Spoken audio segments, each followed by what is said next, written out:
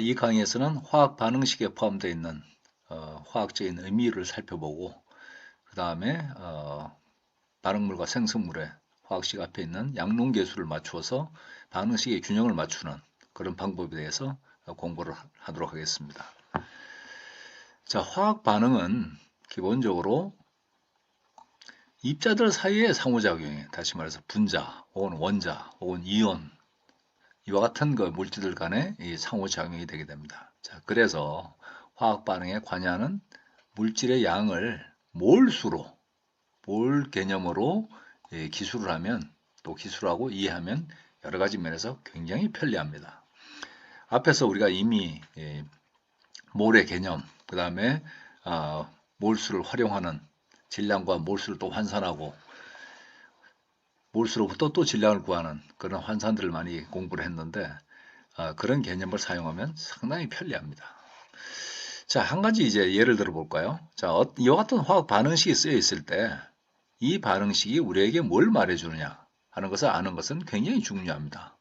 자, 화학이라고 하는 것이 물질의 성질과 물질의 변화를 연구하고 공부하는 학문이라고 이야기했는데 이 물질의 변화가 바로 화학 반응이고 그와 같은 화학 반응을 말이 아닌 간단한 식으로 나타내는 것이 바로 화학 반응식입니다. 따라서 이 화학 반응식 속에는 물질의 변화에 관한 아주 여러 가지 정보가 들어있기 때문에 우리가 화학 반응식으로부터 그와 같은 정보를 찾아낼 수 있는 능력을 기르는 것은 매우 중요합니다. 자, 우선 이와 같은 화학 반응식이 주어졌을 때 이 반응식은 첫 번째로 우리에게 반응하는 물질이 뭐고 생성되는 물질이 뭐라고 하는 것을 말을 해주는 것입니다. 여러분 아시다시피 좌변이 왼쪽이 반응물이고 오른쪽이 생성물이에요. 화학에서는 여러 가지 물질을 화학식을 사용해서 나타냅니다. 자, 그래서 H2와 F2가 반응해서 2몰의 HF가 되는 이런 반응에서 반응물이 수소기체와 플로린 기체라고 하는 것을 우리가 알 수가 있습니다. 또 수소기체와 플로린 기체가 반응하면 생성물로 HF라고 하는 그런 기체가 생긴다는 것을 알 수가 있는 것이죠. 따라서 기본적으로 화학 반응식은 반응하는 물질과 생성되는 물질이 무엇인가 하는 것을 1차적으로 우리에게 말을 해주는 것입니다. 자, 그 다음으로 가서 이제 반응식에 보면 각 화학식의 앞에 양론계수가 써 있는데 물론 양론계수 1은 이제 생략이 되어 있죠. 여기 보면 H2 앞에는 양론계수가 1이고 그 다음에 F2 앞에서도 마찬가지로 양론계수가 1이고 그 다음에 HF 앞에서는 양론계수가 2입니다. 자, 이 양론계수는 이 반응에서 반응하는 물질과 생성되는 물질 사이의 개수의 비 혹은 몰수의 비를 우리에게 말을 해주는 것입니다. 자, 그래서 보면 두 번째 줄을 먼저 살펴볼까요? 거시적인 수준에서 수소 1몰과 플로린 1몰이 반응하면 HF 2몰을 생성한다고 하는 것을 이 반응식이 동시에 우리에게 말을 해주는 것입니다. 또 우리는 다른 관점에서 보면 분자 수준에서 보면 수소 분자 1개와 플로린 분자 1개가 반응해서 HF 분자 2개를 생성한다고도 우리가 이해할 수가 있습니다. 그런데 이 말은 약간의 그 오해 소지가 있어요. 지금 그래서 이 두 분자 수준에서의 관점은 제가 조금 다르게 말씀드리겠습니다. 수소와 플로린이 반응해서 HF를 형성할 때 수소 분자 1개와 F2 분자 1개의 비율로 반응을 하고 또 수소 분자 1개와 F2 분자 1개의 비율로 반응하면 HF 분자 2개의 비율로 생긴다는 그런 의미로 이해하셔야 됩니다. 실제로 반응이 일어날 때 수소 분자 1개와 F2 분자 1개가 기체상에서 땅 부딪혀서 뿅 하고 HF 분자 2개를 생성하는 게 아니에요. 그래서 우리가 흔히 표현할 때 수소 분자 1개와 F2 분자 1개가 반응해서 HF 분자 2개를 생성한다고 이렇게 표현할 때는 딱 잘못하면 화학을 깊이 있게 공부하지 않은 사람들은 오해를 할 수가 있습니다. 실제로 이 수소와 플로린이 반응해서 HF를 생성하는 과정은 상당히 복잡한 과정을 거칩니다. 여기 반응식에 나와 있는 것은 반응하는 물질과 생성되는 물질만 말하는 것이지 반응이 일어나는 과정에 대해서는 우리에게 아무런 말을 해주지 않습니다. 다시 말해서 반응이 일어나는 과정에 대해서는 이 반응식으로부터 정보를 얻을 수가 없어요. 그렇기 때문에 이 반응할 때 1개와 1개, 그 다음에 2개, 이 비율로 반응하고 생긴다는 뜻이지 기체상에서 수소 분자 1개와 플로린 분자 1개가 땅 부딪혀서 그 순간에 HF 분자 두 개를 생성한다는 뜻이 아니라고 하는 것을 여러분이 이해하시기 바랍니다. 그래서 여기 써져 있는 H2 분자 한 개와 플로린 분자 한 개가 반응해서 HF 분자 두 개를 생성한다는 이 말은 반응할 때 개수의 비율이 저렇다는 뜻입니다. 사실은 몰수라고 하는 것이 앞에서 봤다시피 몰이라고 하는 것이 6.02 곱하기 10의 23승계라고 하는 개수를 나타내기 때문에 몰수의 비가 바로 개수의 비가 되는 것이죠. 그렇기 때문에 거시 수준에서는 우리가 몰수의 비로 이야기할 수가 있고 분자 수준에서는 미시적인 수준에서는 분자의 개수의 비로 이야기할 수가 있는 것입니다. 자, 몰수의 비는 또 마찬가지로 거시 수준에서 우리는 질량의 비로도 이야기할 수가 있습니다. 여러분 아시다시피 H2 분자 1몰의 질량은 2.016g이죠. 따라서 그 다음에 플로린 1몰의 질량은 플로린 원자량의 2배가 되니까 38g이 됩니다. 그 다음에 HF의 분자량은 20이 되니까 그거의 2배인 40.02. 따라서 우리는 질량으로 이야기하면 H2 분자 2.016g과 플로린 F2 분자 38g이 반응해서 HF 분자 40.02g을 생성한다고 이야기할 수가 있어요. 이것도 물론 마찬가지로 질량의 비입니다. 질량의 비율. 그래서 H2 분자 2.016g이 반응하려면 F2 분자가 38g 있어야 되고 이 양들이 반응하면 HF 분자가 40.02g이 생긴다는 걸 뜻하는 겁니다.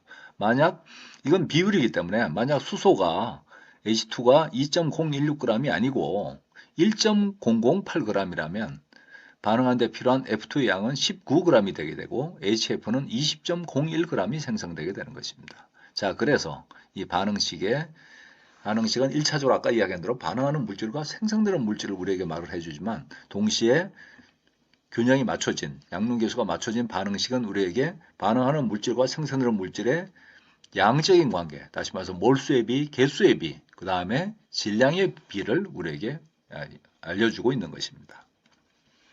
그림 3.6을 보면 지금까지 제가 말씀드렸던 내용이 그림으로 이제 설명이 되어 있어요.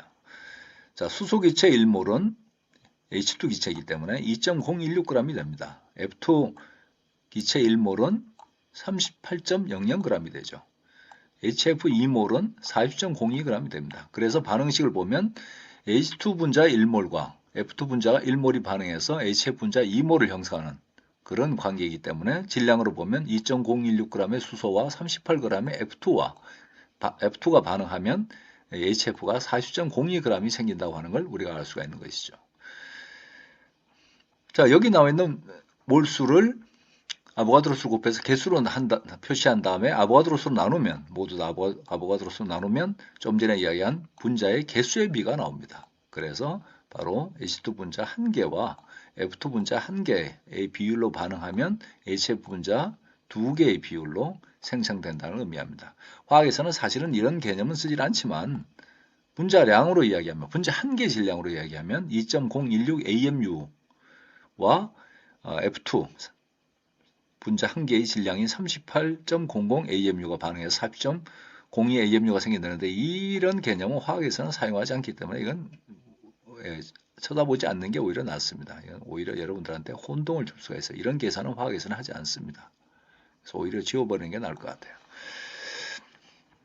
다시 한번 저자가 그래서 이 반응식을 여기서 강조를 하고 있는데 다시 한번 말씀드리지만 화학 반응식, 특히 균형이 맞춰진 화학 반응식이 우리에게 말을 해주는 것은 반응하는 물질과 생성되는 물질이 무엇이냐 하는 것을 1차적으로 말을 해주는 것이고 그 다음에 균형이 맞춰진 양론계수는 반응하는 물질과 생성되는 물질의 몰수의 비를 기본적으로 알려줍니다.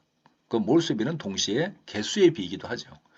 또 몰수의 비이기 때문에 우리는 몰수로부터 질량을 바로 구할 수가 있고 몰 질량을 우리가 쉽게 계산할 수 있기 때문에 주기율표를 사용해서 그렇기 때문에 반응하는 물질의 질량의 비도 우리에게 말을 해주는 것입니다. 자, 그래서 우리가 어떤 화학 반응에서 쓸 때 균형을 맞추는 것은 매우 중요합니다. 반응하는 물질을 왼쪽에 쓰고 생성하는 물질을 오른쪽에 쓰고 그 다음에 화살표를 사용해서 변화의 방향을 표시할 뿐만 아니고 각 화합물의 화학식의 앞에 적절한 양론계수를 씀으로 해서 반응에 참여하는 물질들 간의 양적인 관계를 명확하게 나타내 주어야 되는 것입니다. 그래야 완전한 화학 반응식이 되는 것이죠.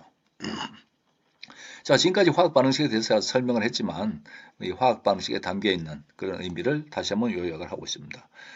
화학 반응식은 변화와 연관된 물질의 종류, 다시 말해서 반응에 참여하는 물질의 종류와 양을 나타내는 식이에요. 그래서 앞에서 이야기한 대로 1차적으로 화학식을 보면 어떤 물질이 반응물이고 어떤 물질이 생성물인지를 알 수가 있고, 그 다음에 그 양론계수로부터 양적인 관계를 우리가 알 수 있다는 겁니다. 자, 그래서 왼편에는 반응물과 그 양을, 상대적인 양을 나타내고, 그냥 절대량이 아닙니다. 상대적인 양을 나타내고, 그 다음에 오른편은 생성물과 그 상대적인 양을 나타내게 되는데, 근데 꼭 그렇지만 않아요. 경우에 따라서는 이 반응물을 왼쪽에 쓰고, 죄송합니다. 생성물을 왼쪽에 쓰고 반응물을 오른쪽에 쓰고 화살표를 반대 방향으로 그리는 경우도 드물게 있습니다. 그렇기 때문에 기본적으로 여러분들은 이 관리에 의해서 왼쪽에 반응물을 쓰고 오른쪽에 생성물을 쓰고 화살표를 왼쪽에서 오른쪽으로 가는 방향으로 그리긴 하지만, 경우에 따라서 이 화학에 관련된 책들을 보다 보면 화살표를 반대 방향으로 그리고, 그래서 왼쪽이 생성물이고 오른쪽이 반응물인 경우도 있습니다. 그렇기 때문에 습관적으로 무조건 왼쪽이 반응물이고 오른쪽이 생성물이라고 생각하지 말고 화살표의 방향을 보셔야 됩니다. 특별한 경우에는 반대로 화살표를 반대 방향으로 해서 반응물과 생성물을 바꿔놓는 경우도 드물게 있습니다. 왜냐하면 그렇게 표기해야 될 필요가 있는 경우가 있어요. 그래서 그런 것들 여러분이 항상 유심히 보시면서 이 반응식을 이해를 하셔야 됩니다. 자, 그래서 화학 반응식을 쓰는 그런 이 방법을 공부해 보겠는데, 우리가 그것을 공부하는 이유는 아까 이야기한 대로 균형이 맞춰진 올바른 화학식은 그와 같은 화학적인 변화에 대해서 우리에게 굉장히 많은 정보를 제공해 주기 때문에 그렇습니다. 자, 다음 슬라이드로 넘어가서 계속하겠습니다. 자, 반응식의 균형 맞추기 이렇게 되어 있지만, 반응식의 균형 맞추기보다는 제가 보기에는 화학 반응식 쓰기, 거기 안에 반응식을 균형 맞추는, 반응식의 균형을 맞추는 내용까지 다 포함되어 있다고 우리가 이야기를 할 수가 있습니다. 자, 이와 같은 반응식을 쓸 때, 특히 균형을 맞출 때, 양론계수를 맞출 때 굉장히 핵심적인 내용은 반응식의 양쪽에 같은 종류와 같은 개수의 원자가 존재해야 됩니다. 왜냐하면 화학 반응 과정에서 원자의 종류와 개수는 보존이 됩니다. 그게 바로 질량 보존의 법칙이고 동시에 원자론의 핵심 개념이에요. 자, 그래서 한 가지 예를 들어보죠. 마그네슘 조각을 산소 기체 속에서 태우면 산화마그네슘의 가루가 형성이 됩니다. 이때 굉장히 그 발열성이 높은 반응이라 굉장히 밝은 불꽃을 내면서 이와 같은 반응이 일어나게 됩니다. 자, 이 말로 써진 이와 같은 화학적인 변화를 우리는 화학 반응식을 쓰는 그런 연습을 해보도록 하죠. 자, 첫 번째 단계 1이 서술을 번역하기 이렇게 되는데, 이게 어려운 말로 되어 있지만 별게 아니고 말로 되어 있는 이러한 변화를 우리는 화학식으로 표현한다는 겁니다. 자, 그래서 글로 써 있는 이 내용을 읽어보면 마그네슘 조각을 산소 기체 속에서 태우면 산화마그네슘 가루가 형성된다. 자, 이 내용을 보면 산화마그네슘이 생성물이라고 하는 걸 알 수가 있고, 마그네슘과 산소가 반응물이라는 걸 알 수가 있습니다. 자, 그래서 골격 반응식을 먼저 씁니다. 골격 반응식은 반응물을 왼쪽에, 생성물 오른쪽에 화학식으로 쓰는 겁니다. 자, 그래서 왼쪽에 마그네슘과 산소를 쓰고 그 다음에 오른쪽에 이와 같이 산화마그네슘을 쓰는 거예요. 이게 바로 골격 반응식입니다. 그 앞에 밑줄을 그어놨는데 그것은 이제 앞으로 우리가 반응식의 균형을 맞추기 위해서 양론계수를 쓸 자리를 써놓은 거고, 골격 반응식을 쓸 때는 여러분은 저렇게 밑줄을 굳이 쓰실 필요가 없습니다. 그냥 화학식만 쓰는 걸로 충분합니다. 화학식만 쓰는 걸로. 자, 그래서 왼편에 반응물인 마그네슘과 산소를 썼고, 그 다음에 오른편에 생성물인 산화마그네슘 MgO를 썼습니다. 그 다음에 거기에 변화를 나타내는 화살표를 딱 썼죠. 앞 강의에서도 얘기했지만 여러분들은 산화마그네슘의 화학식을 내가 모르는데 어떡하냐, 내가 화학 실력이 너무 없는 건가, 이렇게 생각하실 필요가 없습니다. 화학을 많이 공부하지 않은 사람은 대부분 다 산화마그네슘이라고 하는 그 이름만 가지고 MgO라고 하는 화학식을 쓰지 못하는 게 당연한 겁니다. 앞에서도 이야기했지만 여러분들이 화학을 자꾸 공부하고 또 화학을 많이 접하다 보면 산화마그네슘의 화학식이 MgO가 된다고 하는 것을 저절로 알 수가 있기 때문에 당연히 이런 것들은 시험에서 화학식을 드립니다. 그래서 여러분들이 이런 이름과 화학식에 익숙할 기회를 제공을 하기 때문에 지금 모른다고 해서 여러분들이 실망하실 필요가 전혀 없는 거예요. 저걸 외우는 게 화학이 아닙니다. 그렇기 때문에 고민하지 마시고, MgO라고 하는 것은 주어진다고 하는 것을, 산화마그네슘에 해당하는 화학식 MgO는 주어진다고 하는 것을 여러분이 생각하시면 됩니다. 자, 그렇게 해서 이제 골격 반응식, 뼈대에 해당하는, 다시 말해서 물질의 변화를 화학식으로 기본적으로 나타냈어요. 그 다음에 할 일은 아까 얘기한 대로 반응식의 균형을 맞추는 겁니다. 양쪽에 존재하는 반응물과 생성물에 존재하는 원자의 종류와 개수를 일치시키는 것입니다. 그래서 화살표 좌우에 있는 각 원자들의 개수를 일치시키는 거예요. 자, 그러기 위해서는 양론계수를 우리가 각각의 화학식의 앞에 양론계수를 부여하는 겁니다. 자, 맞추는 순서는 이 책에 보면 가장 복잡한 화합물을 먼저 맞추고 가장 간단한 화합물을 나중에 맞춘다고 되어 있는데, 여러분이 혹시 고등학교 때 화학을 좀 배웠으면 무슨 연립방정식 같은 걸 만들어서 막 이 양론계수를 맞추고 하는 그런 과정을 했을 텐데, 그건 적절한 게 아닙니다. 필요 이상으로 상황을 복잡하게 만드는 거고, 화학 반응식은 복잡한 식이 아니기 때문에 눈으로 봐서 암산으로 충분히 양론계수를 맞출 수가 있습니다. 복잡하게 연립방정식을 만드실 필요가 전혀 없어요. 자, 이 책에는 보면 복잡한 화합물의 양론계수를 먼저 맞추고 간단한 화합물의 양론계수를 나중에 맞춘다는데, 제가 소개하는 방법은 가장 적은 개수의 화합물 속에 들어있는 원자의 양론계수를 먼저 맞추고 그 다음에 점점 더 개수가 많아지는 방향으로 맞춰간다고 하는 것이 제 방법인데, 그게 훨씬 더 타당한 것 같습니다. 지금 이런 경우는 마그네슘과 산소가 반응해서 산화 마그네슘이 되는 경우는 너무 간단하기 때문에 사실은 이런 경우에는 뭐 눈치껏 그냥 순서 따지지 않고 대충 보셔도 충분합니다. 자, 사실 이 경우에는 산소도 2개의 물질에 들어있고 마그네슘도 2개의 물질이 들어있기 때문에 어느 쪽을 먼저 맞춰야 되느냐, 이 판단이 상당히 어렵죠. 그러나 이 경우에는 워낙 간단해서 어느 쪽을 먼저 맞춰도 상관이 없습니다. 자, 먼저 마그네슘을 먼저 맞춘다고 생각해 보죠. 자, 그래서 마그네슘 앞에 1이라고 하는 양론계수를 붙였다고 생각하면 MgO도 1이 붙는 게 맞습니다. 자, 그렇게 되면 생성물에 산소 원자가 1개이기 때문에 이 반응물에 산소 분자 앞에 2분의 1이 붙는 게 당연한 거죠. 자, 그러나 우리가 일반적으로 양론계수를 맞출 때는 우리는 가장 간단한 정수로 표현합니다. 따라서 양론계수의 양변에 2를 다 곱해주면 최종적으로 이와 같은 식을 얻을 수가 있고, 이게 바로 양론계수가 맞춰진 균형 반응식이라고 우리가 부르는 것입니다. 균형 반응식. 자, 그 다음에 뭐 이렇게 양론계수를 맞춰서 양쪽에 존재하는 원자의 종류별로 개수를 일치시킨 다음에 그 다음에 확인을 해야겠죠. 그래서 양쪽에 마그네슘 원자가 2개가 있고 그 다음에 산소 원자가 각각 2개씩 있는 걸 우리가 확인할 수가 있습니다. 그 다음에 이제 마지막으로 가서 각 화학식의 가로에 물질의 상태를 표시하는데, 물리적인 상태를 표시해 주는데, 상태를 표현하는 방법은 이와 같습니다. 이탈릭체로 기체인 경우에 G, 그럴 수밖에 없죠. 기체는 가스니까 그 첫자를 따고, 액체는 liquid, 그래서 이탈릭체 소문자 L자를 씁니다. 고체는 solid, 그래서 S를 쓰고, 그 다음에 수용액인 경우에는 aqueous solution이기 때문에 AQ라고 씁니다. 그래서 최종적으로 이와 같이 반응식을 써주게 되는 것이죠. 상태 표시는 소문자 이탈릭시로 표시한다고 하는 것을 여러분들이 확실히 기억하시기 바랍니다. 그런데 여러분들이 이와 같이 반응식의 균형을 맞출 때 꼭 이렇게 상태 표시를 해야 되느냐? 그건 아닙니다. 여러분들이 이 물질을 잘 알면 반응 조건에서 물질의 상태가 어떤지를 알 수가 있어요. 그러나 여러분들이 한 번도 본 적이 없는 물질인데 그 상태를 어떻게 알겠습니까? 그렇기 때문에 이 상태 표시는 필수가 아닙니다. 필수가. 여러분이 아시면 쓰고 모르시면 안 써도 되는 거예요. 아니, 여러분이 본 적도 없는 물질인데 상온에서 상태가 액체인지 고체인지 기체인지 여러분이 어떻게 아시겠습니까? 그렇기 때문에 그것은 앞으로 화학을 더 배워가면 저절로 알게 되는 거고, 그때 가서 상태 표시를 해주면 되는 겁니다. 그렇기 때문에 이 반응식의 균형을 맞추는 혹은 화학 반응식을 쓰는 이와 같은 과정에서 이 상태 표시는 필수 사항이 아니라고 하는 걸 여러분들이 기억하시기 바랍니다. 그래서 역시 마찬가지로 어떤 물질의 상태가 뭐냐 하는 걸 암기하실 필요가 전혀 없다는 겁니다. 전혀. 쓰실 필요가 없어요. 시험 문제에 반응식의 균형을 맞춰라, 아니면 화학 반응식을 쓰라고 그러면 상태 표시는 아시는 게 있으면 쓰고 모르면 그냥 안 쓰시면 됩니다. 점점 더 화학을 공부해 가면서 저절로 여러분들은 물질의 상태, 화합물의 이름, 화합물의 화학식 등을 다 익숙하게 알게 될 겁니다. 그때가 될 때까지는 굳이 암기를 해서 외워서 쓸 필요는 전혀 없다는 거예요. 그런 암기를 하는 것은 화학이 아닙니다. 전혀. 화학도 아니에요. 당연히. 그렇기 때문에 암기를 못해서, 내가 뭘 외우지 못해서 화학을 못한다는 생각은 전혀 하실 필요가 없습니다. 자, 이렇게 해서 균형 반응식을 얻어봤습니다. 굉장히 간단한 경우죠.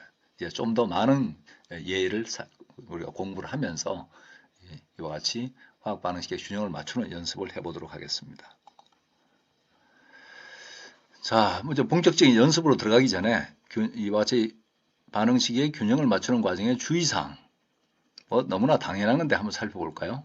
자, 계수는 화학식이 앞에 써 있는 계수는 화학식 내에 있는 모든 원자에 적용된다는 겁니다. 이거 뭐 여러분 수학에서 배운 거하고 똑같은 원리예요. 똑같습니다.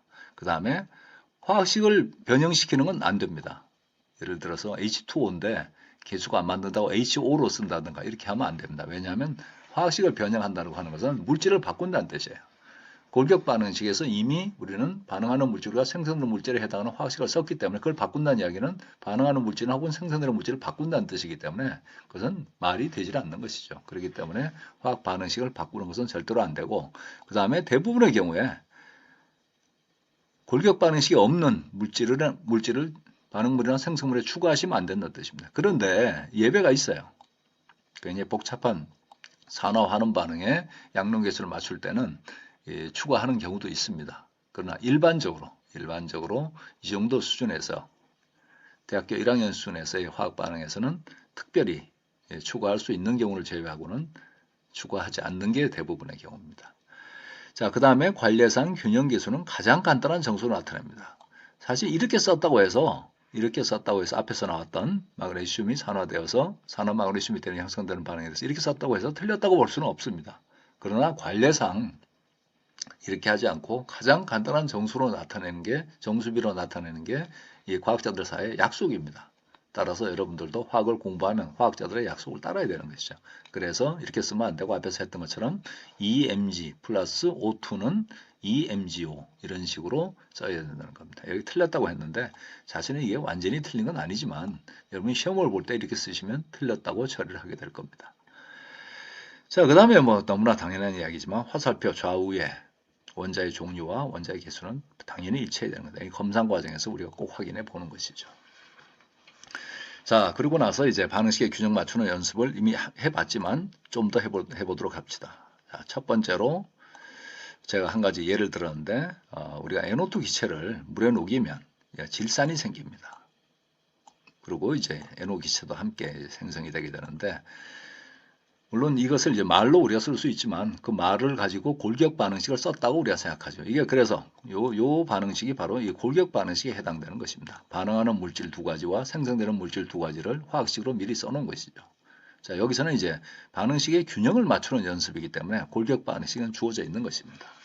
자, 이 반응에 참여하는 원소를 살펴보면 O가 있고 N이 있고 H가 있습니다. 자, 각각의 원소가 몇 개의 화합물 속에 들어있는지를 세보면 산소 원은 4개의 화합물 속에 들어있는 걸 알 수가 있어요. 4개 다 들어있습니다. 그 다음에 질소는 3개의 화합물에 들어있고 물을 제외한 나머지 3개 들어있고 수소는 물과 질산 속에만 들어있습니다.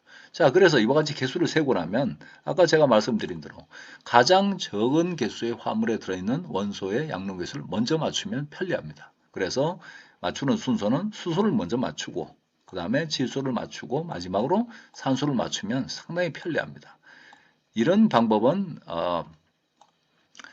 대부분의 대학교 1학년 수준의 교과서에 나와 있지 않지만 제가 많은 그 경험을 통해서 해보니까 이게 가장 효율적인 방법이에요. 그래서 여러분도 이 방법을 배워서 사용을 하시기 바랍니다.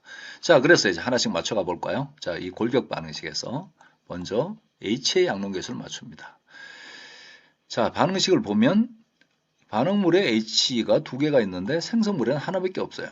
따라서 이 개수를 일치시키기 위해서 여기다가 2를 곱했습니다. 이렇게 해서 반응물에 있는 수소 원자 2개, 생성물에도 수소 원자 2개. 자, 이와 같이 해서 수소의 균형을 맞췄습니다. 자, 그 다음 단계로 가서 이번엔 이제 질소의 양론계수를 맞춰야 됩니다.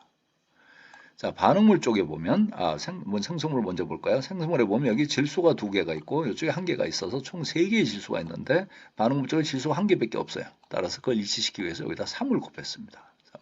이렇게 되면 이제 양변에 질소 원자의 개수가 같다는 걸 알 수가 있습니다. 자, 마지막으로 가장 많은 개수의 화합물에 들어있는 4개의 화합물에 모두 들어있는 산소 원자의 개수를 맞춥니다. 자, 반응물을 보게 되면 2, 3, 6에서 여기 6개의 산소가 있고 여기 하나의 산소가 있어서 총 7개의 산소가 있어요. 산소가 7개가 있습니다. 자, 생성물에도 보면 2, 3, 6에서 여기 6개 있고 여기 하나가 있어서 총 7개의 산소가 있는 걸 알 수가 있어요. 따라서 산소 원자는 균형이 맞아져 있습니다. 이미 맞아져 있는 것이죠. 많은 경우에 이런 식으로 두 가지 혹은 세 가지의 원소의 양론계수를 맞추고 나면 가장 많은 물질에 들어있는 나머지 원소의 양론계수는 이미 맞춰져 있는 경우가 대부분입니다. 근데 꼭 그런 건 아니에요. 많은 경우에 그렇다는 거지 꼭 그렇다는 아니고 꼭 그래서 여러분 반드시 확인을 하셔야 됩니다. 그러나 그런 경우가 상당히 많습니다. 자, 이렇게 해서 이 NO2가 물에 녹아서 질산을 형성하는 그 과정에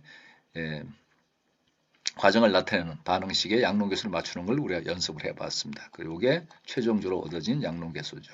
물론 여기서 우리가 다시 한번 확인해야 될 것은 각각의 원자의 개수가 반응 전과 반응 후에 일치하는가 하는 것을 다시 한번 확인하시고 그 다음에 양론계수가 가장 간단한 정수비로 이루어져 있는가 하는 것도 다시 한번 확인하시기 바랍니다. 자, 이제 다시 한번 이 옥테인, 휘발유의 주성분인 옥테인이 자동차 엔진 내부에서 연소돼서 산소와 반응해서 이산화탄소와 물을 생성하는 이 반응의 양론계수를 맞추는 연습을 해보겠습니다. 자, 이것은 이제 예제 교과서의 예제 3회 12에 나와 있는 것이죠.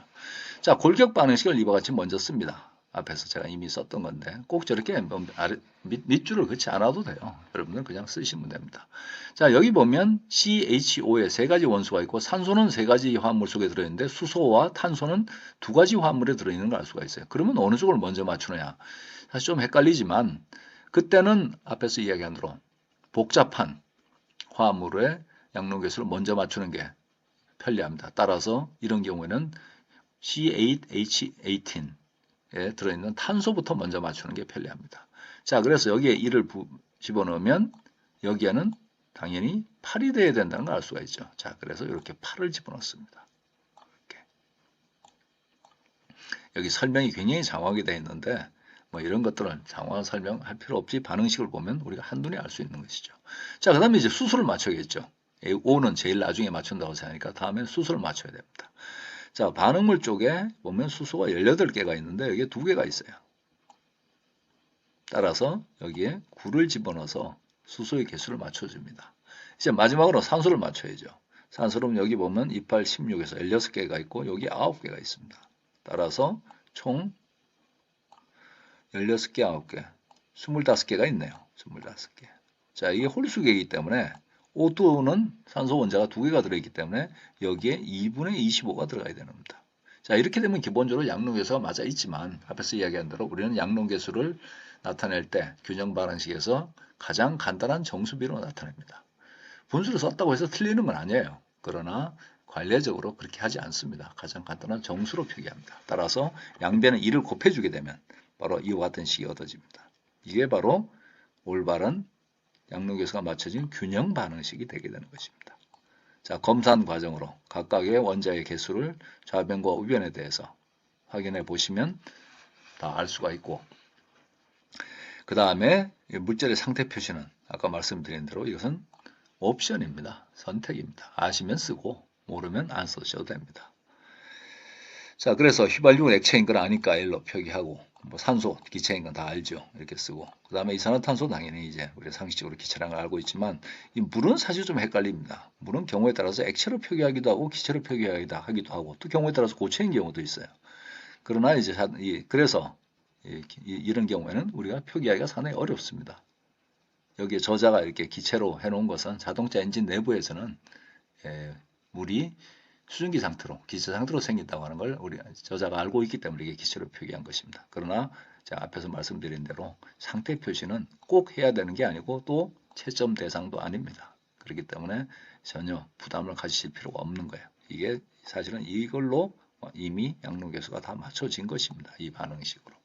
자, 이상으로 해서 화학 반응식에 담겨진 여러 가지 이 양론적인 의미와 그 다음에 이 화학 반응식의 양론계수를 일치시켜서 반응식의 균형을 맞추는 그런 내용에 대해서 살펴봤습니다.